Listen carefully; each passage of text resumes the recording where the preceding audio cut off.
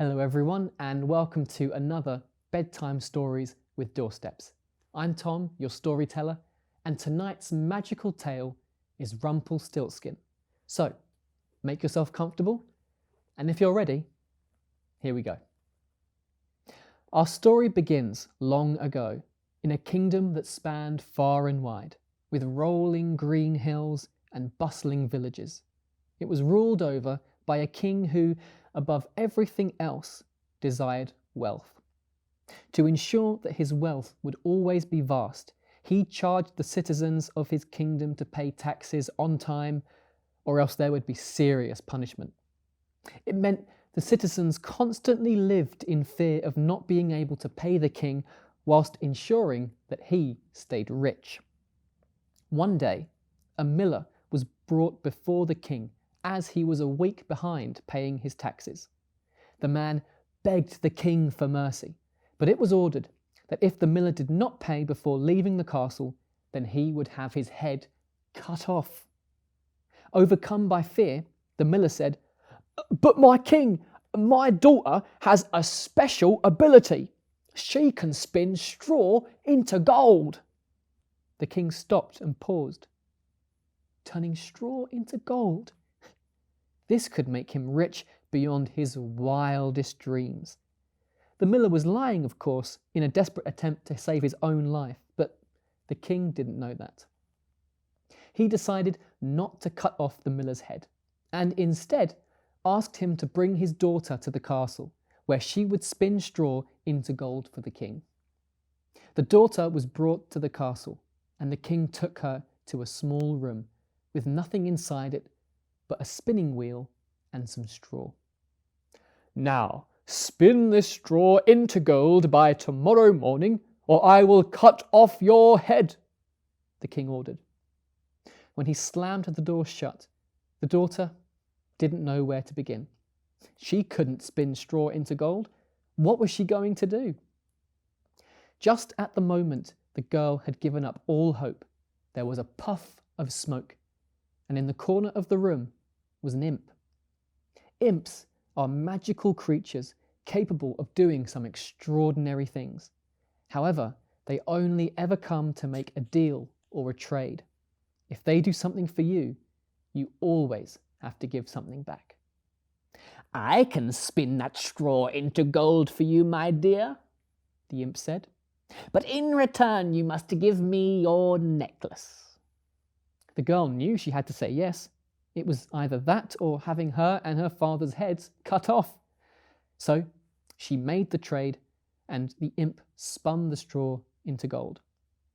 The next day, the king collected his gold and could not contain his happiness. But the king was greedy. He took the girl into a larger room with more straw and ordered her to spin it into gold, or he would cut off her and her father's heads. That night, the imp appeared again and offered to spin the straw into gold in exchange for the girl's ring. Again, this seemed like a very fair trade, so the girl handed the imp her ring and he spun the straw into gold. The next day, the king was overwhelmed by the amount of gold that had been created that night.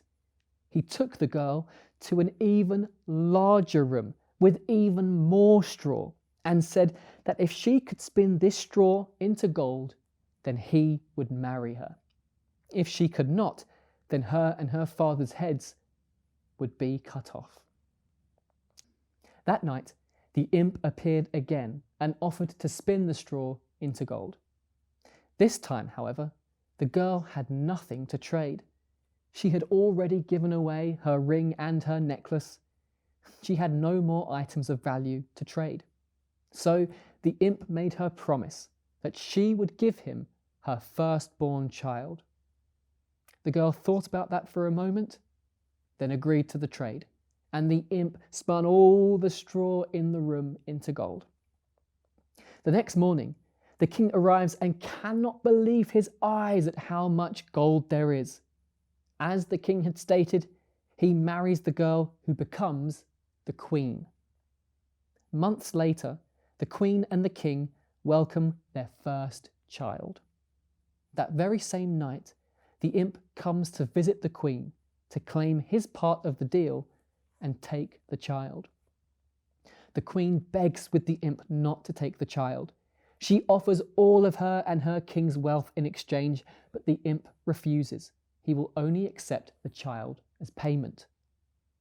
After the queen tries to convince the imp to show compassion, he agrees to give up his claim to the child, but only if the queen can guess his name in 3 days.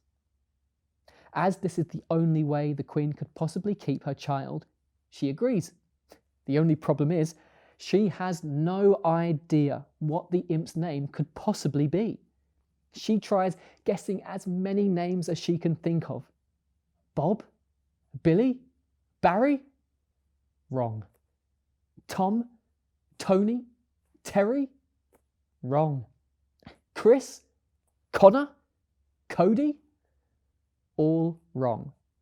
All of the names she tried were wrong, and she became more and more afraid that she was going to lose her child.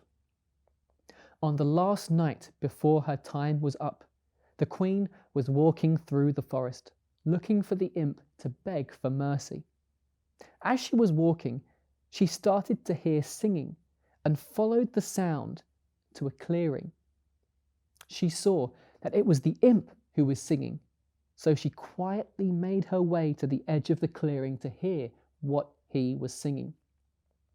Tonight, tonight, my plans I make. Tomorrow, tomorrow, the baby I take. The queen will never win the game, for Rumpelstiltskin is my name. The queen could not believe her luck. The imp had revealed his name. She rushed back to the castle, where she waited for the imp to come and try to take her child. When the imp arrived, he seemed very pleased with himself, like he knew he was about to take the child away. He asked, "So, Queenie, what's my name?" He had such a confidence in his voice. The queen replied, "Your name is Rumpelstiltskin." There was a hushed silence in the room. The imp was frozen to the spot in shock. How had she figured out my name? He thought to himself. His confidence had gotten out of control, and he had thought the game was won well before it was over. His shock turned to anger, and he ran out of the castle, shouting and screaming, never to be seen again. The end. Well, thank you for joining us, and I hope you have a wonderful night's sleep. Join us again for another bedtime story with Doorsteps.